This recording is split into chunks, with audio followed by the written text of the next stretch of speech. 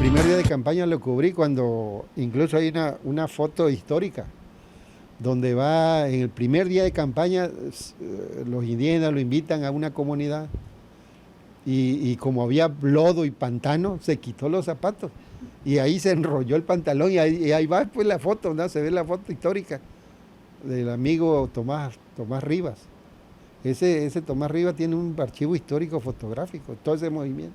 Él iba ahí y tomó esa foto donde va el ahora presidente con sus zapatos en la mano y enrollado hasta aquí de lodo, ¿no? Yo cubrí eso y seguí cubriendo conforme a donde yo pudiera escribir, pues.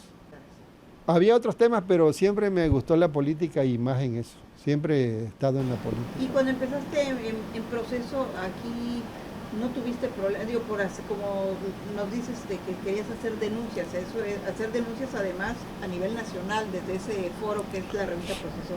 ¿No tuviste algún problema con políticos, con todo eso? Por supuesto que sí, y lo sigo teniendo, porque ser un periodista de denuncia es estar en el filo de la navaja. A ningún político le gusta que lo critiquen y más si le sacas cosas que están haciendo, ¿no? Que aparentemente lo tienen oculto y uno escarba y encuentra uno que todo es un lodo ahí. Sí he tenido problemas, ¿cómo no? Yo creo que la época más dura, digamos, del periodismo en Tabasco fue cuando Roberto Madrazo asume la gubernatura e instaura un cacicazgo de casi 15 años. Fue la peor época del periodismo, de Tabasco, de auge de la corrupción, de la delincuencia, de todo, que todavía lo estamos pagando. Ese cacicazgo se rompe solamente cuando llega el gobierno Andrés Granier Melo. Pero bueno, también vemos qué pasó con él en su gobierno, ¿no?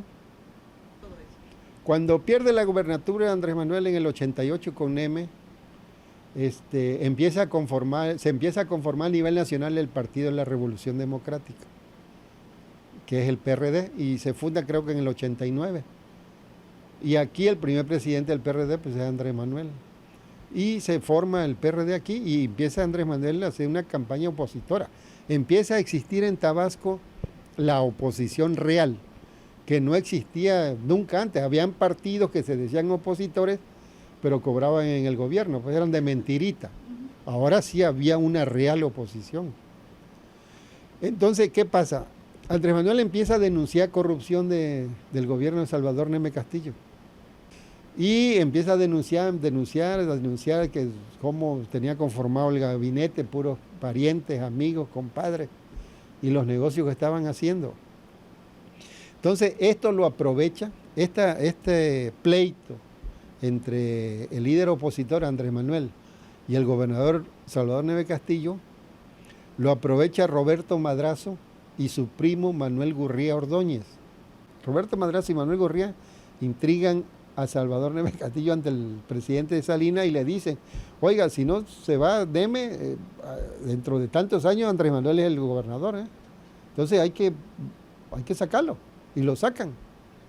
Y Salvador Neme sale del gobierno en enero del 92. Estuvo nada más 3 años, 89, 90, 91. Y en enero del 92 cae Salvador Neme Castillo y asume la gubernatura Manuel Gurría Ordóñez, el primo de Roberto. Pero Gurría Ordóñez es un florero.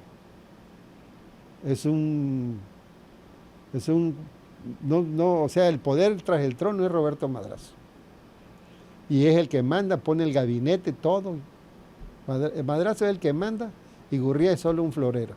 Por eso el cacicazgo de Roberto Madrazo no empieza cuando Madrazo asume el gobierno, sino 3 años atrás, desde el 92. Sale Gurría, prepara todo el fraude para que su primo Roberto asuma el cargo. Antes de la elección para que ganara Roberto Madrazo o que se impusiera Roberto Madrazo, hubo una elección intermedia, donde ganaron, se dice, ganaron varias alcaldías el PRD, que fue lo que propició el éxodo por la democracia. Es correcto. Fue en el 91. En el 91 hay elección interna. Elección intermedia para las alcaldías de Tabasco. diputaciones locales, y efectivamente el PRD gana 5 alcaldías, pero no se le reconoce a Neme. Digo que no ganaron nada, pero el PRD se enterca que sí ganaron, y Andrés Manuel le inicia el primer éxodo por la democracia a la Ciudad de México, que se va caminando con la gente 1000 kilómetros. Tardan 45 días para llegar a la Ciudad de México. Yo acompañé en varios tramos, pero yo no fui hasta allá. Estando en el Zócalo capitalino, Andrés Manuel reclamando los triunfos, se preparaba un evento importante y la Secretaría de Gobernación le dice a Andrés Manuel: mira, desalójanos el Zócalo y te vamos a reconocer 3 triunfos en Tabasco. Digo, Andrés Manuel, pues eso es lo que andamos buscando, ¿no? Que reconozcan nuestro triunfo. Y sí, le reconocieron Cárdenas, Macuspana y Nacajuca. Pusieron consejos municipales, encabezados por perredistas. A partir de esa elección intermedia, municipales, Neme pone de candidato a todos sus amigos. Y Colosio se enoja, porque dice, pues, ¿cómo vas a poner a todos tus amigos, no? Colosio se enoja y empieza también un distanciamiento de Neme con el líder nacional del PRI. Entonces ya tenía todos esos ingredientes, ¿verdad? Neme, la oposición férrea de Andrés Manuel, la enemistad con Colosio, la intriga de Madrazo y Gurría. Entonces eso todo se hizo un cóctel que explotó en enero del 92 y por eso Neme se fue del gobierno. Y además las acusaciones de corrupción, pues, documentadas, cómo estaban saqueando el Estado. Y eso provocó la caída de Neme. Claro que después Roberto Madrazo y Gurría le echaban la culpa que había caído Neme por Andrés Manuel. Y los perredistas decían, no cayó por nosotros, ustedes lo tumbaron, tú y tu primo, ¿no? Manuel Gurría prepara el fraude para que su primo Roberto Madrazo llegue a la gubernatura ante la oposición férrea de un líder que emergía con fuerza, Andrés Manuel López Obrador. Entonces no había otra forma de frenar a Andrés Manuel más que haciendo fraude. Y lo primero que hace Manuel Gurría es poner un instituto electoral a modo. Coloca como presidente del instituto electoral a un socio de Cabal Peniche, que Cabal Peniche era el que estaba financiando la campaña de Madrazo, como después se descubrió. En esa época no se sabía, pero después se fue descubriendo todo. ¿Cómo? Por esas famosas cajas de la ignominia. ¿Qué pasó? Termina la campaña y denuncia obviamente a Andrés Manuel fraude, porque sí se lo hicieron, pues. Pero Madrazo dice que no, que él no ha hecho fraude. ¿Qué hace Andrés Manuel? Convoca a su gente y le dice, hay que plantarse en Plaza de Armas para impedir que el usurpador Roberto Madrazo entre a Palacio de Gobierno y que los diputados entren a la Cámara de Diputados, obviamente, y que los magistrados y jueces entren al Tribunal Superior de Justicia. Y se pone un plantón desde diciembre, el 31 de diciembre 94, porque la elección fue en octubre del 94. Entonces, desde el 31 de diciembre se pone el plantón de perredistas en Plaza de Armas e impiden que Madrazo entre a Palacio de Gobierno. El plantón se mantiene 19 días. En esos 19 días hay todo tipo de cosas en Tabasco. Los priistas se alían con los empresarios que estaban a favor de Madrazo, empresarios que ahorita le queman incienso al presidente Andrés Manuel López Obrador. En esa época fueron los que apoyaron a Roberto Madrazo para que Madrazo pudiera entrar al gobierno. Bloquearon carreteras, pararon comercios, todo tipo de cosas para que Madrazo... Tomaron los medios de comunicación, entre ellos telereportaje, 2 ocasiones, para que no transmitiera nada de la oposición y apoyara el movimiento de ellos. Hasta que llega el 19 de enero, un día histórico pero fatal para Tabasco.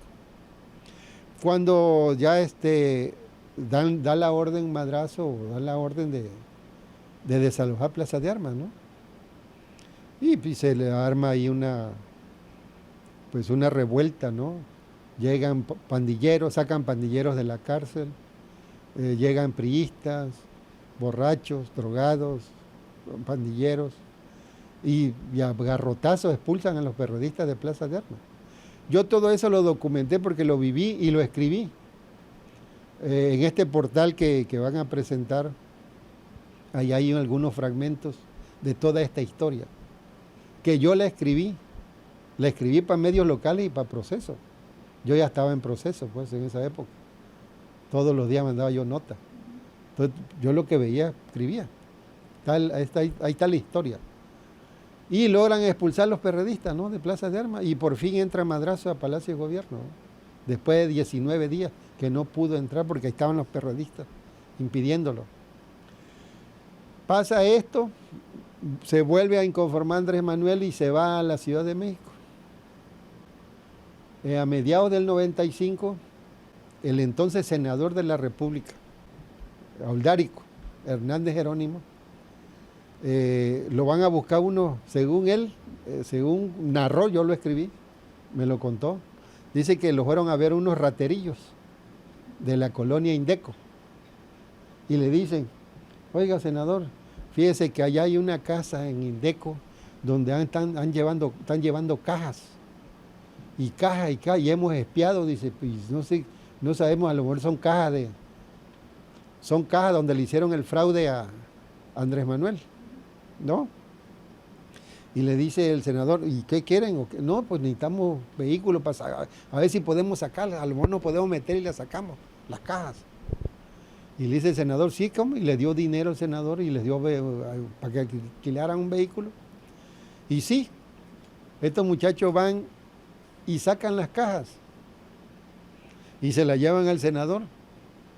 Y dice el senador que cuando las recibe, dice: bueno, se la llevó a Octavio Romero, que era presidente estatal del PRD, y a Alberto Pérez Mendoza, que era el secretario general, el finado Alberto Pérez Mendoza, otro extraordinario líder. Y empiezan a revisar las cajas y se dan cuenta que era todo el papel original, los documentos originales de la Secretaría de Finanzas del PRI, del Comité Directivo Estatal del PRI. Ahí estaban pólizas de cheque, facturas, memorándum, todo estaba en orden. ¿Eran originales? ¿Qué pasó? ¿Por qué lo llevaron allá, a Indeco?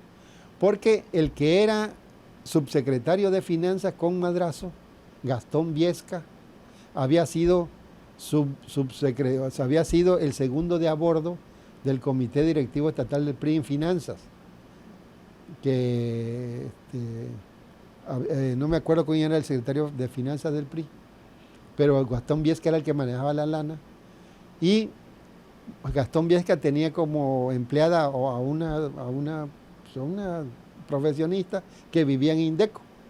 Entonces, cuando termina la campaña, dice: bueno, ¿qué hacemos con estas cajas? Entonces, Gastón Viesca le dice a la señora: oiga, ¿no tiene usted dónde poner estas cajas? No, pues allá en mi casa, ya tengo una casa abandonada. Bueno, pues empezaron, y la sacan del PRI las cajas y las llevan a la casa de la señora esta, ¿no? Pero la gente que por allá era perredista y andaban dolidos porque le habían hecho fraude a su líder, Andrés Manuel, empezaron a ver sospechosos. Bueno, ¿y esto qué es, no? El asunto es que sacan las cajas y las llevan a la casa de Octavio Romero y ven que era toda la documentación original de la Secretaría de Finanzas del Comité Directivo Estatal con todos los gastos de Roberto Madrazo. Entonces, hablan con Andrés Manuel y le dice a Andrés Manuel: oye, pues tráiganla. Y se va a Oldárico, dice él, con su camioneta y se lleva las cajas. Ya Andrés Manuel estaba aparcado allá otra vez en la Ciudad de México exigiendo que hubiera nuevas elecciones en Tabasco. Ya a mediados del 95. Llega Oldárico y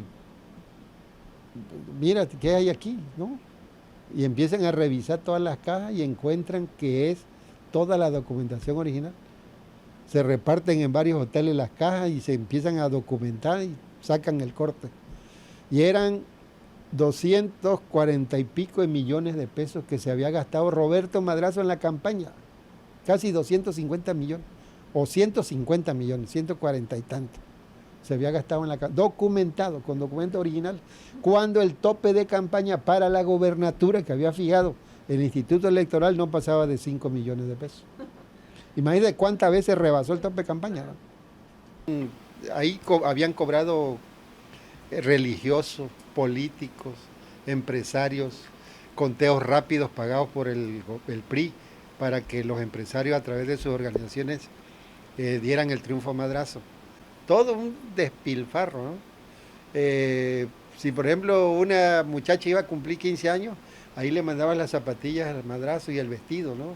Todo para que la gente votara por él. Si un cura necesitaba ir a un evento a Chihuahua, ahí está el camión faletado para que vaya toda la gente. Y si fulano quería esto, ahí estaba. O sea, era un despilfarro. ¿Qué hace Andrés Manuel con toda esa caja? Presenta denuncia ante la PGR. Porque, bueno, aquí hay lavado de dinero, ¿no? ¿De dónde salió este dinero? ¿Quién lo dio? ¿Cómo está? Y empiezan a investigar más. Pero era el Procurador General de la República, era el panista Antonio Lozano Gracia. Era el gobierno de Zedillo. Y empiezan a investigar y no encuentran nada, ¿no? Incluso Andrés Manuel lleva las cajas hasta el PRI, al CEN del PRI. Porque el PRI decía que no, que eso era mentira. Eran apócrifas. Eran apócrifas. Entonces Andrés Manuel le lleva las cajas. Llega al PRI, las reciben en el PRI y le dice, bueno, aquí les traje sus papelitos para que vean que son reales. Ah, que sí, lo vamos a analizar, qué bueno que puso la denuncia para que investiguen. Sí, dice, y estos son nada más los papelitos que nos sobraron, dice, para que vean cómo nos hicieron el fraude. Ahí quedó, ¿no? Empiezan a investigar, pero bueno, se prolonga la investigación, ¿no? En tanto aquí, cuando Andrés Manuel da a conocer las cajas, aquí empieza el nerviosismo, ¿no? Incluso del propio Madrazo. Cuando da a conocer las cajas Andrés Manuel, Madrazo estaba en Guatemala. Estaba en Guatemala, había ido no sé qué, un evento, y eso me lo contó a mí Arturo Núñez Jiménez. Arturo Núñez Jiménez me contó, porque yo le pregunté, por los reportajes que yo hacía, pues, me comentó cómo estuvo eso en las cajas. Dice que efectivamente de las cajas Madrazo le habló a Arturo Núñez, que era subsecretario de Gobernación, con Zedillo, y que le dijo Madrazo, oye Arturo, necesito que me ayudes. Oye, ¿por qué, Roberto? Es que eso de la caja sí es real. Y Roberto Madrazo no tenía gran amistad con Esteban Moctezuma, que era el secretario de gobierno de Ernesto Zedillo, porque durante las denuncias que había hecho Andrés Manuel de que le habían hecho fraude, intervino Moctezuma.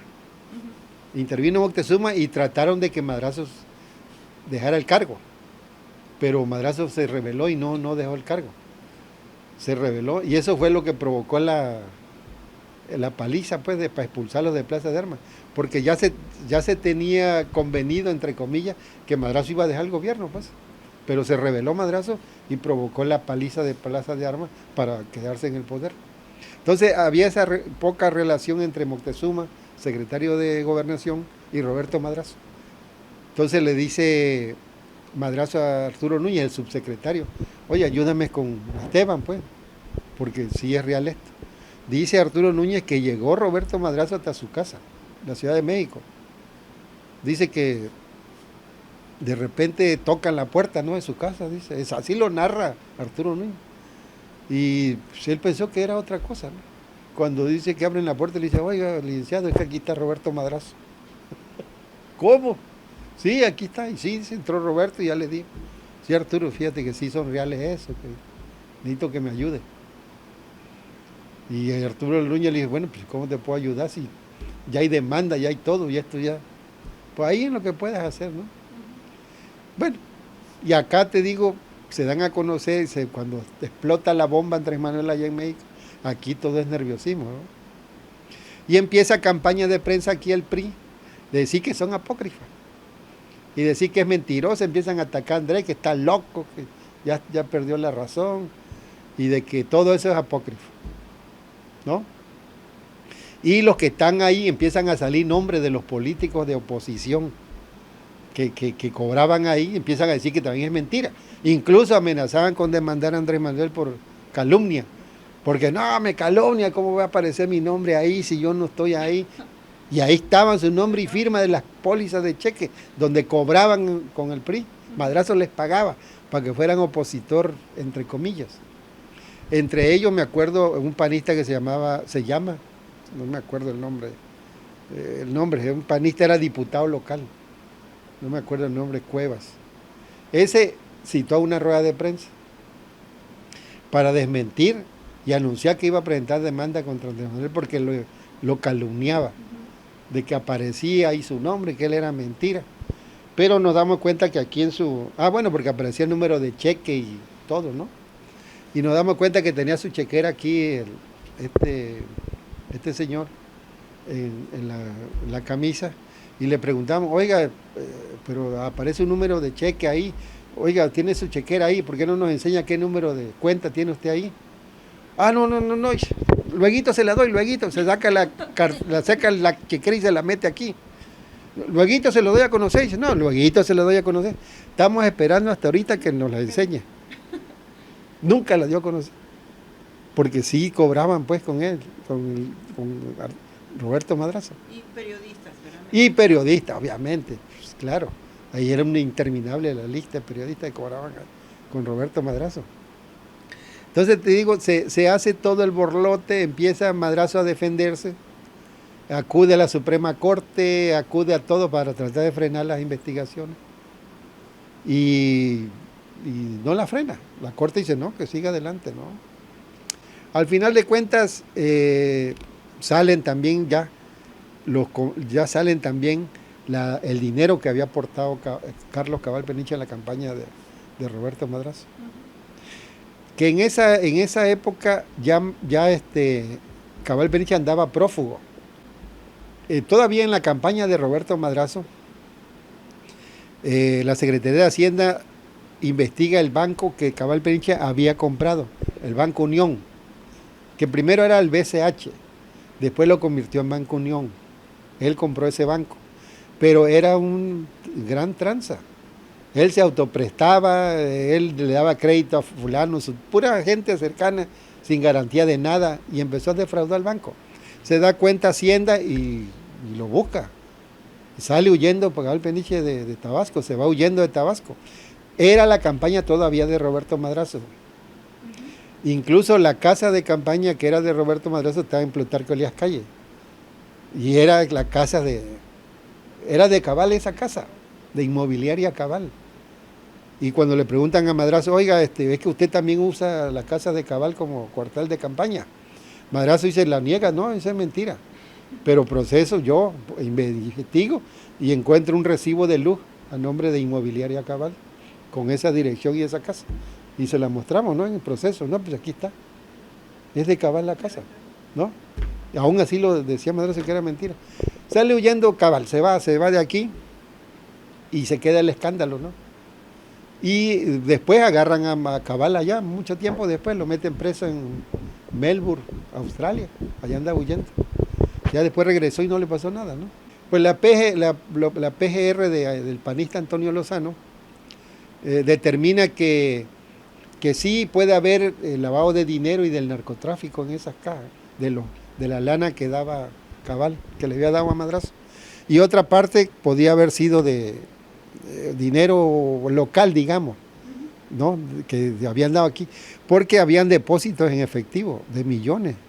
De repente llegaba alguien y depositaba 2 millones a la cuenta esa, y no sabían quién era, ¿no? Y es efectivo, ¿no? ¿Cómo rastreo este dinero? Si no llegaron a depositar. Y determinan que en Tabasco sigan las investigaciones. Oye, Madrazo le dice a su procurador, investiga bien, ¿eh? Bueno, pasa una semana y en una semana eran cientos de cajas. En una semana emite un comunicado el procurador donde dice que no hay delito que perseguir, que no hay nada que hacer, que todo está en orden.